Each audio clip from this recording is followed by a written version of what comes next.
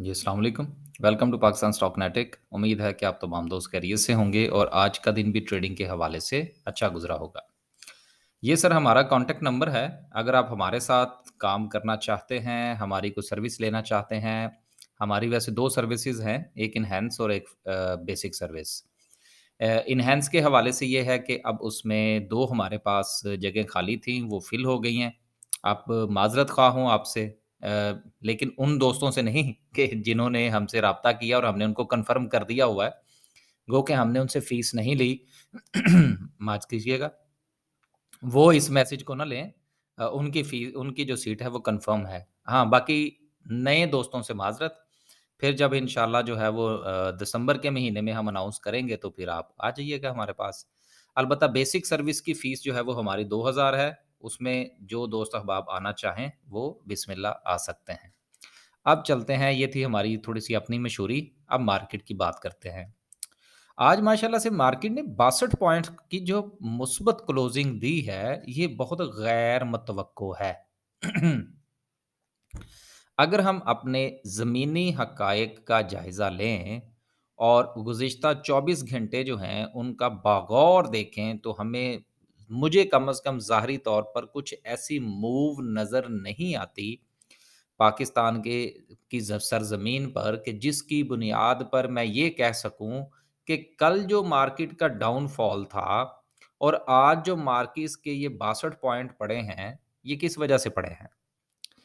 कल की जो सूरत-ए-हाल थी ठीक थी। लॉन्ग मार्च का ऐलान है, कुछ और दीगर मामलात थे। सारे के सारे का जब प्रेशर है वो मार्केट पर पड़ा। लेकिन आज जो है मैं ज़ाती तौर पर ये सोच रहा था कि शायद थोड़ा-सा मज़ीद कंटिन्यू जो है ये मामला करेगा। लेकिन ऐसा नहीं हुआ। आज मार्केट का अगर आप लो देखें तो वो 41,320 का है। और मार्केट ने क्लोजिंग जो दी है वो 41,602 600 पर दी है। तो ऑल टुगेदर दरमियान में जो फ़र्क है वो 300 पॉइंट्स का है। तो मार्केट ने आज ये जो रिकवरी दी है, आया कि इसके पीछे क्या मामलात हैं? ये जिस वक़्त हम कैंडल पर जाएँगे, तो फिर हम टेक्निकल पॉइंट ऑफ व्यू से भी इस चीज़ का जायज़ा लेने की कोशिश करेंगे कि आया कि कैंडल जो है, वो हमें क्या कह रही है? इस वक़्त जो है वो मैं सिर्फ़ और सिर्फ़ इस चीज़ को समझना चाह रहा हूँ आप दोस्तों के साथ कि देखिए कल जो था वो मार्केट ने डाउनफॉल दिया था और बहुत ये बातें हो रही थी कि ये मामला लिंगर ऑन करेगा। अभी जो है वो तो ऐलान हुआ है, अभी इन्होंने लॉन्ग मार्च लेकर चलना है, फिर वो वहाँ पहुँचेंगे, दरमियान में बहुत कुछ होगा। तो इस सब का असर जो है वो मार्केट पर पड़ेगा। मेरा ज़ाती तौर पर ये ख़्याल था और कल मैंने इस वजह से ये भी गुज़ारिश की थी कि जो शेयर आप टारगेट करना चाहते हैं, आप वो कीजिए और उसको स्टेप्स में बाय करना शुरू करें। कुछ शेयर्स के नाम भी लिए गए थे। अब बात करने का मकसद ये है कि आज मार्केट को मेरे हिसाब से कुछ 200 पॉइंट्स की नेगेटिविटी दिखानी चाहिए थी, ताकि हमें मज़ीद बाइंग का मौका मिलता। लेकिन अभी कुछ ऐसा हमें आज नज़र नहीं आया, इसका मतलब ये है कि चीज़ें रुक-रुक कर चलेंगी। अभी जब चीज़ें रुक-रुक कर चलेंगी तो हमें भी अपनी स्ट्रैटेजी बदलना होगी। अच्छा यार यहाँ पर ना एक और बात आपसे गुज़ारिश करता चलूँ, देखिए स्टॉक मार्केट जो है ना, ये मुमकिनात का खेल है। इसलिए बराए मेहरबानी जैसे-जैसे कैंडल ऊपर-नीचे सफ़र करती है, इसी तरह से हमें भी अपनी स्ट्रैटेजीज़ को बदलना पड़ता है। अगर फ़र्ज़ कीजिए कि कल मैंने आपसे किसी शेयर के हवाले से ये कहा हो कि जी खरीद लें, तो आज कभी चांसेस हैं कि मैं आपसे ये कहूँ कि ना खरीदें। तो ये जो बयानात होते हैं ये सियासी बयानात नहीं है, ये इसको कहते हैं मार्केट के साथ चलना। लिहाज़ा ये मैंने एक्सप्लेनेशन इसलिए दी चूँकि बहुत सारे दोस्त नए भी हमारे चैनल पर आ रहे हैं और कुछ लोग दोस्त अहबाब नया काम भी शुरू कर रहे हैं। तो ये बताने का मकसद ये था कि अगर वो रिजिड पोज़ीशन रखेंगे, अपने कायम रहना जी मैंने अगर कल कहा था कि मैंने ये शेयर खरीदना है तो मैं इसको आज भी खरीदूँगा। नो, जो पैसा जेब में पड़ा हुआ है वो सारा मार्केट को बिस्मिल्लाह करके देकर जाएँगे आप लोग। ये बिज़नेस स्ट्रैटेजी होती है कि हमने हल बदलते हुए हालात के साथ अपनी जो स्ट्रैटेजी है उसको बदलना होता है। लिहाज़ा अब चूँकि कल हमारा ये ख़्याल था कि मार्केट जो है वो कंटिन्यूअसली गिरेगी, तो उसमें ये था कि बाय इन स्टेप्स। लेकिन आज की जो मूव हुई है, इसमें हमें ऐसा लगता है कि अब मार्केट थोड़ा ऊपर-नीचे होकर चलेगी। तो अब हम हमारी स्ट्रैटेजी क्या होनी चाहिए कि buy on dip and sell on strength. आप एक शेयर को अगर खरीदते हैं डिप पर और अगर वो शेयर जो है वो स्ट्रेंथ दिखाता है, तो आपको उसमें प्रॉफिट टेकिंग करनी चाहिए। सारी ना करें, 25%, 30%, 10% कुछ ना कुछ ज़रूर बेचें। लिहाज़ा मार्केट जो है ये हचकोले खाएगी, जो आज की क्लोजिंग से मुझे अंदाज़ा हुआ है। Let's move forward. आगे चलते हैं। ये जो पूरी वीडियो के अंदर ये जो इस किस्म की गुफ्तगू होती है ना, 2 मिनट की हो जाए, 5 मिनट की हो जाए, असल में पूरा का पूरा क्रक्स जो है ना, वो वीडियो का यही बातें होती हैं। बाकी तो हमने खबरें ही पढ़नी होती हैं, ये शेयर ऊपर गया जी, ये नीचे गया, वो तो आपको भी नज़र आ रहा होता है, ऊपर गया और नीचे गया। अब देखिए मिसाल के तौर पर आज जो है वो मार्केट 62 पॉइंट प्लस बंद हुई, ये भी बात ठीक है। आज मार्केट ने ये लोगो यो ये वाला यो सॉरी माज़रत ये वाला जो है ये लो लगाया, ये भी बात ठीक है। लेकिन ये दरमियान में से ये 300 पॉइंट्स जो मैंने आपको निकाल के दिए हैं, दिस इज़ द एक्सपर्टीज़ कि हमने फिगर्स में से फिगर को निकालना होता है और उसको तोलना होता है कि ये जो हमने नतीजा निकाला है, ये हमें क्या बता रहा है। So this is the analysis. मेरी बात समझ रहे हैं ना? अब आगे चलते हैं। आगे चलते हैं जी और अब थोड़ी-सी खबरें पढ़ लेते हैं। ऑल शेयर की बात करें तो कुछ नहीं है, केएमआई 30 में 51 पॉइंट्स गिरे हैं, वो भी सिर्फ़ और सिर्फ़ इसलिए कि मिलेट ट्रैक्टर को थोड़ी मार पड़ रही है। और जो लोग ये समझते हैं कि उन्होंने अपने दूर कोई पेंशन-शेन्शन का इंतज़ाम करना है, तो वो उसको देख सकते हैं। सर्किट ब्रेकर का थोड़ा-सा जायज़ा और फिर चलते हैं हम कैंडल पर। फ़ैसल बैंक आज अपर कैप हुआ क्यों हुआ? कोई पता नहीं है। आगे चलते हैं, पाकिस्तान नेशनल शिपिंग कॉर्पोरेशन है, अच्छे वॉल्यूम के साथ है, थोड़ा-सा शेयर अब बड़ा हो गया है। जब ₹50 का था, तब छोटा शेयर था। आज वही शेयर जो है, वो ₹100 के करीब है, तो ये बड़ा हो गया। तो चीज़ें इस तरह से जो है वो अपनी जी शक्लें बदलती हैं। चीज़ें जो हैं वो महँगी और सस्ती इसी तरह से होती हैं। लोअर कैप की बात करें तो 8 कंपनीज़ हैं, लेकिन कोई भी काबिल ज़िक्र कंपनी नहीं है। देखिए, 1-2 दोस्तों ने ये आईजीआईएल के हवाले से मुझसे पूछा था कि जी, इसको हम कंसीडर कर लें? यार देखिए, मैं अब यहाँ पर एक छोटी-सी बात आपको बताता चलूँ। आईजीएल को कंसीडर क्यों करें? सिर्फ़ इसलिए कि ये 52 देखिए ये 52 वीक का लो जो होता है ना, ये कोई पैरामीटर नहीं होता। आपने आज तक मेरा ख़्याल है कि ये जब से मैंने चैनल शुरू किया है गुज़िश्ता कुछ साल, डेढ़ साल से, मेरी एक भी वीडियो को गलती से मुँह से निकल गया हो तो वो मैं कुछ नहीं कह सकता।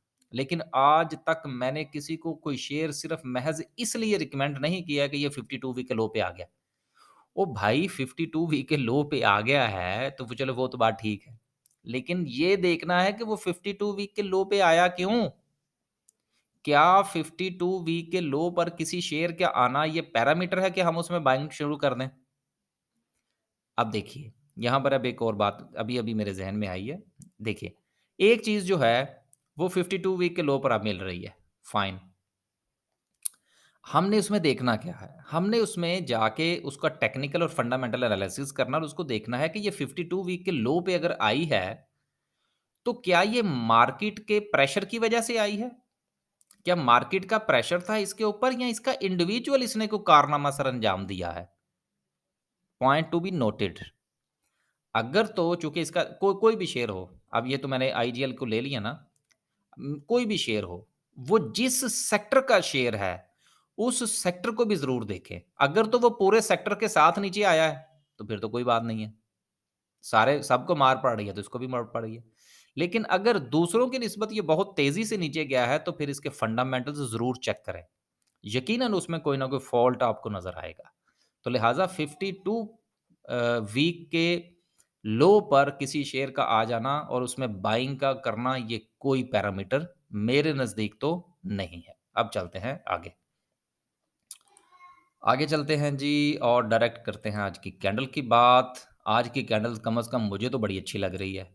अब अल्लाह खैर ही करे, कल सुबह क्या बनता है भाई? राइट, थोड़ा-सा मैग्नीफाई ग्लास ले लें। अब देखिए, आज की जो कैंडल है, इसमें ये जो नीचे विक है ना, ये पूरे 300 पॉइंट्स की है।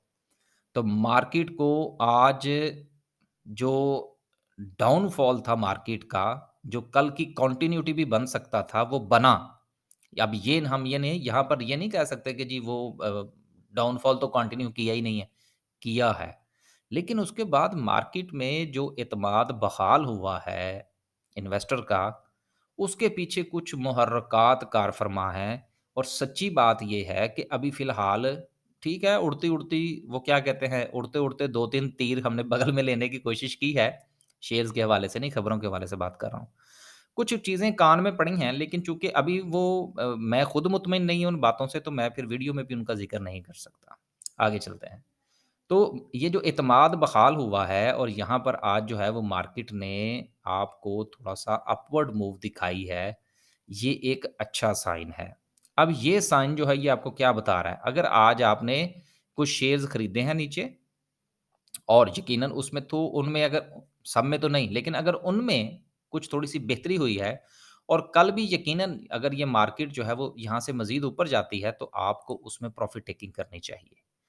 यहाँ पर ये जो हमारा ऊपर वाला लेवल है तकरीबन कोई 42,400 का, उसका इंतज़ार नहीं करना चाहिए कि ये लेवल जो है आपका 41,700 समथिंग का जो है, वो जहाँ पर आज क्लोजिंग है। यहाँ से जब ऊपर जाएँगे तो ये पहली रेज़िस्टेंस जो बनती है, ये तकरीबन कोई 42,000 समथिंग की बनती है। इस रेज़िस्टेंस का इंतज़ार नहीं करना चाहिए। अगर हमें यहाँ पर कुछ मिलता है कल मिले, परसों मिले और ये रेज़िस्टेंस फ़र्ज़ करें नहीं भी टूटती, तो देन फिर भी हमें जो है वो प्रॉफ़िट टेकिंग करनी चाहिए क्योंकि मार्केट की जो सूरत-ए-हाल अगले आने वाले दिनों में बनती हुई नज़र आ रही है, वो कोई तकरीबन ये सूरत-ए-हाल जो है वो इख्तियार करेगी। कैंडल ऊपर, कुछ नीचे, कुछ ऊपर, कुछ नीचे। क्योंकि ये जो 3 कैंडल्स कंटिन्यूअसली ये हमें डाउनफॉल का शिकार नज़र आ रही हैं। इन तीनों कैंडल्स की मौजूदगी में ये तीनों की तीनों। ये जो डाउनफॉल था मार्केट का, उसके बाद नीचे आज की इस कैंडल का बनना, ये बहुत सिग्निफिकेंट है और इसको हमें फैक्टर इन करना पड़ेगा। आज की कैंडल को हम इग्नोर नहीं कर सकते। लिहाज़ा चूँकि डाउनफॉल जो है वो ज़्यादा है, लिहाज़ा हमें जो है इस चीज़ को ज़हन में रखना चाहिए कि मार्केट डायरेक्टली जो है ये यहाँ तक नहीं पहुँचेगी। यहाँ से थोड़ा-सा ऊपर जाएगी, फिर नीचे जाएगी, फिर ऊपर, फिर नीचे और हो सकता है कि दोबारा से फिर यहाँ से ये डाउनफॉल का शिकार हो जाए अगर कोई बैड न्यूज़ आती है तो। तो लिहाज़ा लंबी उम्मीद रखने के बिल्कुल मूड में नहीं हूँ। बाइंग करें, सेल करें, बाय करें, सेल करें 3% 5% पर आपकी प्रॉफ़िट टेकिंग होनी चाहिए। ये अभी ये देखिए, ये सारी की सारी बातें जो मैं आज कर रहा हूँ, ये आज का एनालिसिस है और ये सिर्फ़ 1 दिन के लिए होगा, मैं कल की बात कर रहा हूँ। जब कल की कैंडल बनेगी तो फिर उस कैंडल का एनालिसिस जो होगा वो उससे अगले दिन के लिए होगा। एनालिसिस जो है वो हमेशा हिस्टोरिकल डाटे पर होता है और जो डिसीजन होता है वो हमेशा आने वाले दिनों के लिए होता है। इसको एनालिसिस कहते हैं, जो हमने पढ़ा है। हो सकता है कि हमसे भी गलतियाँ हुई हों, यकीनन होती होंगी। तो इसलिए ये जो हमारी बातें होती हैं कि अक्सर दोस्त ये कहते हैं जी कि आप तो जी आज की कैंडल को डिस्कस यार हमेशा जो डाटा होता है वो हिस्टोरिकली होता है ना। हिस्टोरिकल डाटा होगा, फैसला हम मुस्तकबिल का करेंगे। उम्मीद है कि आज भी कोई 1-2 बातें जो हैं वो डिलीवर हुई होंगी। अल्लाह हाफ़िज़।